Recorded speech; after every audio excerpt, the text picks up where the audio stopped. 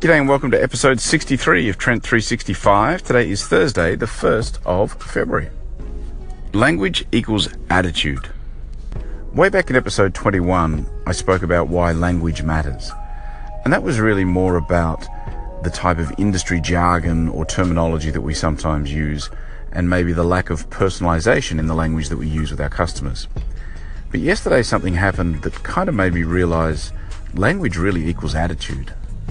I was in Jakarta this week speaking at a hotel conference, and when I got to the airport to come home, at the check-in counter they told me that there were seats on the earlier flight if I wanted to change and get home a bit early, which of course I did. Who wouldn't? Then a few minutes later I get the auto-generated email from Malaysian Airlines that said, "We regret to inform you that your 12 o'clock flight has been rescheduled to 11 o'clock and we deeply apologise for any inconvenience." But of course it hadn't been rescheduled. I just booked an earlier flight. And far from being an inconvenience, it was actually a bonus for me. And it made me wonder if the default attitude of this company is negative. The default is that we did something wrong, we screwed up, it must be our fault. And whilst I'm sure there's plenty of examples every day where that is true, that they have screwed up and it is their fault.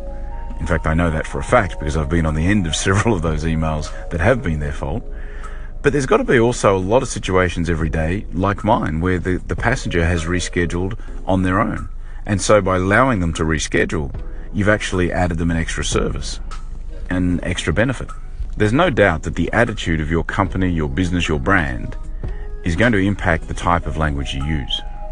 And I just wonder if the attitude of this company was all about delighting customers, giving great customer service, would the default language have been positive rather than negative? So it might be worthwhile to take a look at the language you're using in your business, whether it's spoken or written. And what does it say about you and your attitude?